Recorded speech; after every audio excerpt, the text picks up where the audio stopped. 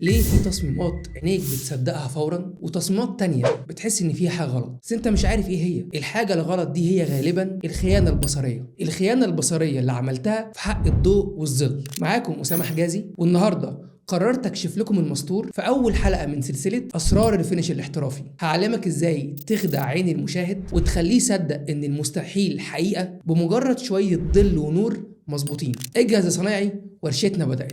تعالوا بقى نبدأ نطبق عملي. هنحط الباك جراوند بتاعتنا ونبدأ ان احنا نحط الدايرة دي. تعالوا نحط مصدر الإضاءة اللي هنبدأ نشتغل عليه. فهجيب لاير من تحت وبعدين استخدم الفرشة وابدأ ان انا احط مصدر الإضاءة بتاعتي. تعالوا نتفق اتفاق. اي ديزاين في الدنيا بيتكون من حاجات اساسية. زي ايه؟ ببساطة زي الباك جراوند بتاعتنا. الحاجة التانية مصدر الإضاءة. تالت حاجة العنصر الأساسي. فتعال نبدأ نطبق على الكلام ده. احنا حطينا مصدر الإضاءة بتاعتنا بالشكل ده، فبالتالي العنصر الأساسي ده لازم يتأثر بمصدر الإضاءة ده. ازاي؟ تعال اشرح لك كروكي كده عشان نبدأ نطبق عملي. بص يا سيدي، انا هجيب لاير بس كده عشان ابدأ ان انا اشرح لك على الكلام ده عشان تبقى انت فاهم احنا بنعمل ايه. بس كده ببساطة، انت مصدر الإضاءة جاي لك من الاتجاه ده، صح كده؟ فبالتالي في حاجات بناء على الاتجاه ده هتبدأ انها تتكون. زي ايه؟ عد معايا. اول حاجة هو الإضاءة الأساسية اللي بتنزل على العنصر الموجود عندك، اللي هي تقريبا المكان ده هو اكتر مكان هيكون منور في العنصر اللي موجود عندك. كده رقم واحد. رقم اتنين، عندك منطقة بنسميها يا متوسط الإضاءة يا متوسط الظل. هي فين بالظبط؟ هي المنطقة اللي بتكون بعد المنطقة اللي بتنور قوي. تعالى برضو أغير لك اللون عشان تبقى أنت مركز معايا. اللي هي تقريبا المنطقة دي. يبقى أنا كده عندي أول منطقة، هي دي أول منطقة منورة. تاني منطقة هي منطقة منورة بس مش بنفس قدر الإضاءة بتاع المنطقة الأولى، وفي نفس الوقت مش معتمة، فعشان كده بسميها متوسط الإضاءة أو متوسط الظل. تالت منطقة عندك هي بتاع كريم. ماشي. تالت منطقة عندك هي المنطقة المعتمة اللي تقريبا مش بيوصل لها أي إضاءة، اللي هي المنطقة دي. حلو كده. يبقى أنا عديت على 3 مراحل: المنطقة الأساسية اللي بيوصل لها كل النور تقريبا، المنطقة التانية، والمنطقة التالتة. تعالى في حاجة بسيطة قوي ومحدش بيركز معاها خالص بس مهمة جدا جدا جدا. إيه هي؟ بص يا سيدي، مش إحنا اتفقنا من شوية إن في الإضاءة جاية من هنا؟ فبالتالي لما الإضاءة تيجي من الاتجاه ده وبتضرب في الأرض بيحصل حاجة اسمها الرفليكشن اللي هو الانعكاسات.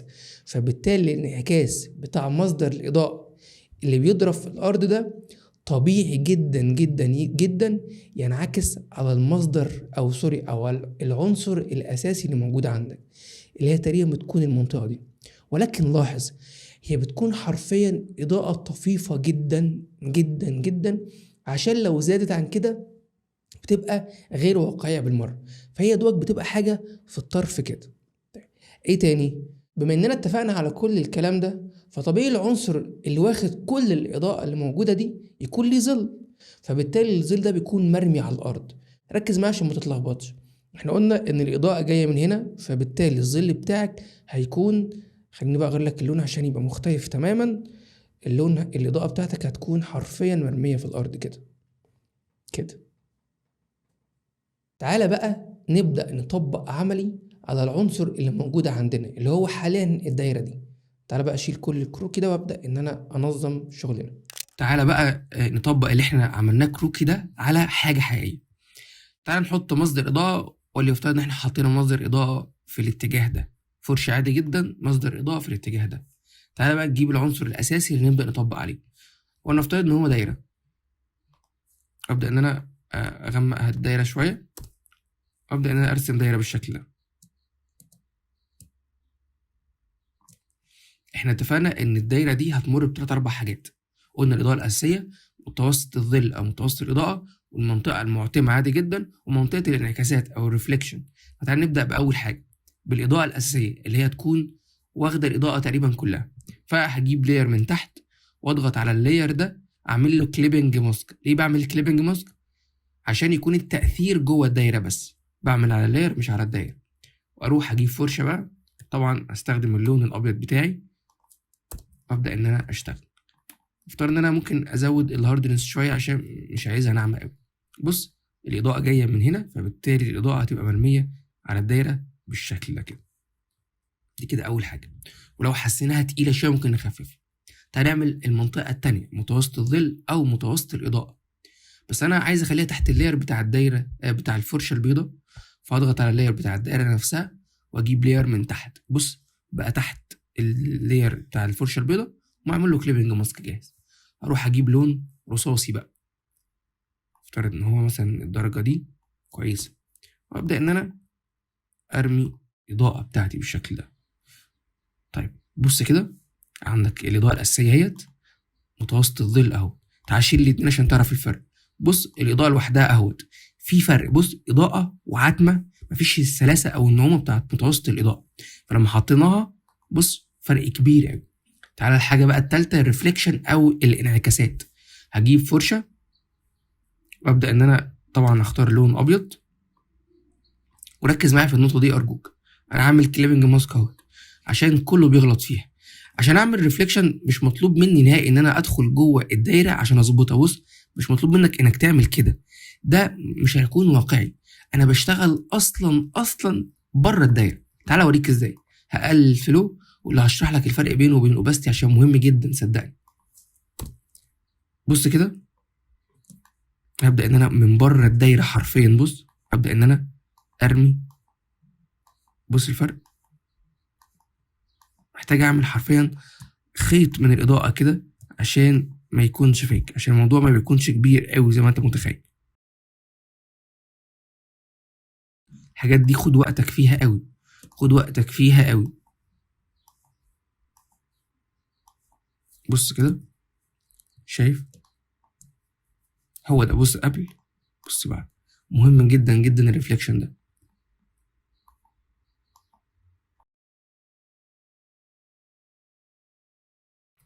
زي الفل.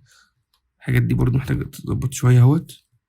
فانت طبعا انت فهمت الفكرة، فتاخد وقتك فيها اهو قبل وبعد. تعالى بقى نعمل الظل اللي مرمي من الدايرة نتيجة مصدر الإضاءة اللي من الاتجاه ده.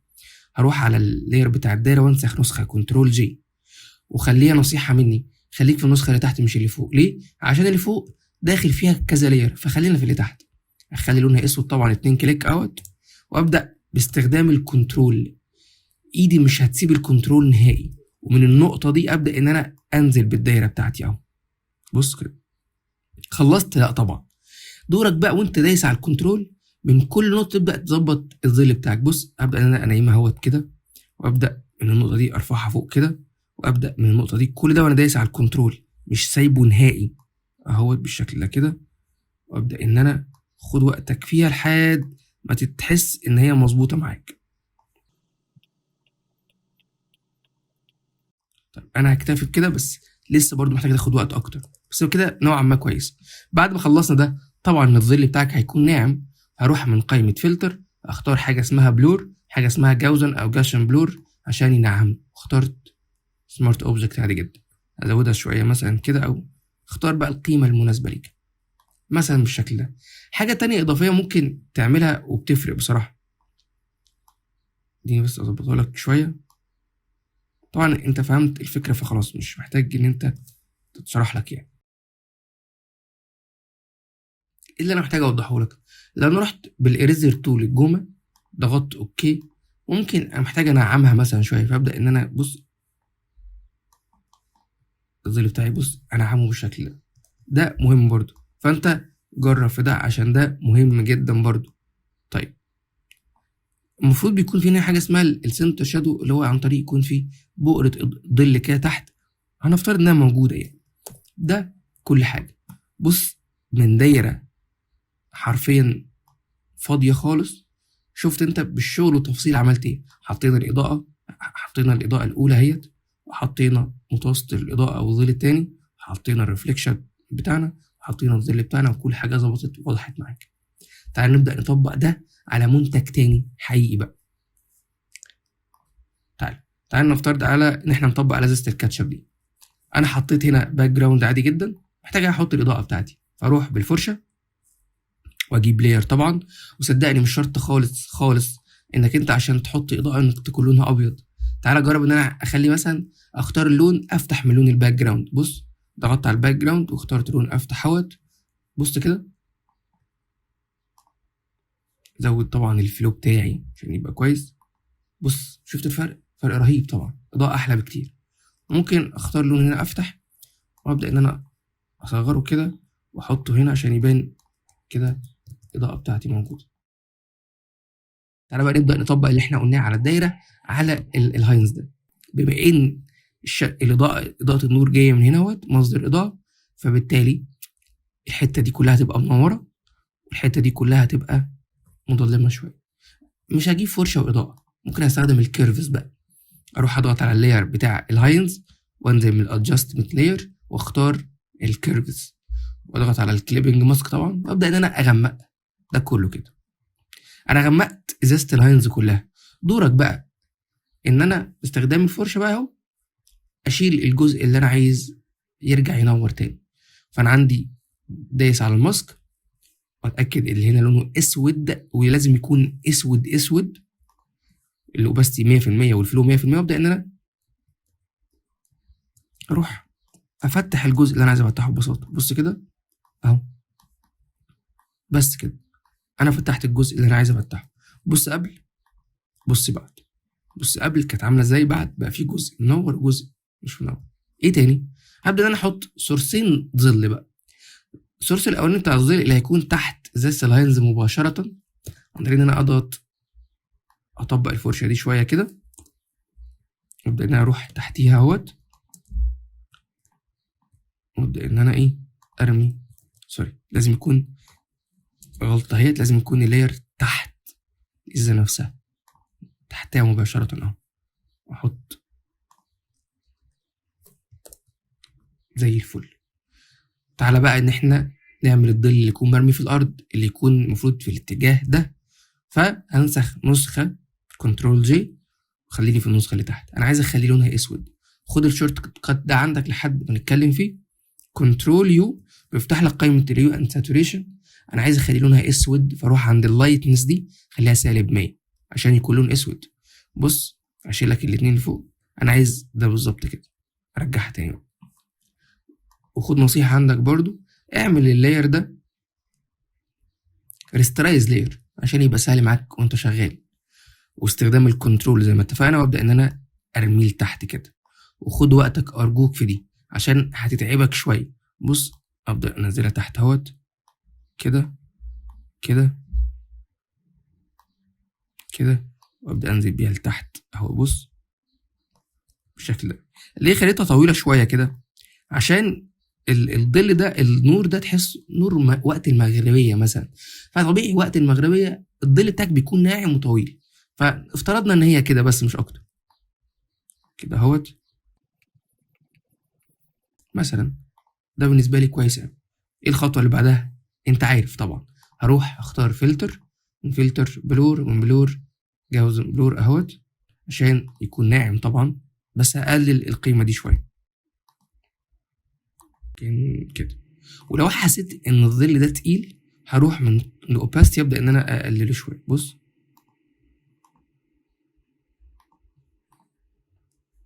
كويس جدا جدا جدا اهو. تعالى شوف انت شغلك التفاصيل عملت ايه. بص في شغل، تعالى اشيل ده كله. بص لما تحط باك جراوند تحط الاضاءه بتاعتك وتحط الاضاءه اللي المفروض على الهاينز نفسه بالشكل ده، ونحط الشادو اللي تحت ونحط الشادو الاساسي. شوف حاجه رسمت شغل واضح جدا جدا. فالتفاصيل هي اللي بتفرق. ده اللي انت محتاج تعرفه عن اساسيات الظل والاضاءه. طبعا في حاجات اكتر من كده، بس وانس ان انت تتعلم ده بيفتح لك باب ان انت بقى تفهم انت بتعمل ايه. ده كل حاجه. ده كان أول درس من سلسلة أسرار الفينش. يا رب تكونوا طلعتوا بصنعة حقيقية النهاردة. طبعا مش هوصيكم، طبقوا اللي عملناه ووروني شطارتكم. وعشان نكون قريبين من بعض أكتر عملنا جروب الورشة على الفيسبوك، هتلاقوا اللينك في أول كومنت مثبت وفي الوصف. الجروب ده معمول عشان ننزل عليه تطبيقاتنا ونقيم شغل بعض، وأنا هكون معاكم هناك عشان نصلح أي خيانة بصرية بتقابلكم. وقبل ما أقفل عندي ليكم سؤال: إيه أكتر حاجة بتعذبكم وانتوا بتعملوا دمج؟ هل الظل والنور فعلا ولا تظبيط الالوان؟ مستني ردودكم في الكومنتات عشان نحدد مواضيع الحلقات الجايه. وطبعا لو لسه ما انضمتش للورشه اشترك وفعل زر الجرس علشان احنا لسه بنقول يا هادي، والحلقات الجايه تقيله جدا. انا اسامه حجازي صنايع الورشه دي، اشوفكم الحلقه الجايه، مع السلامه.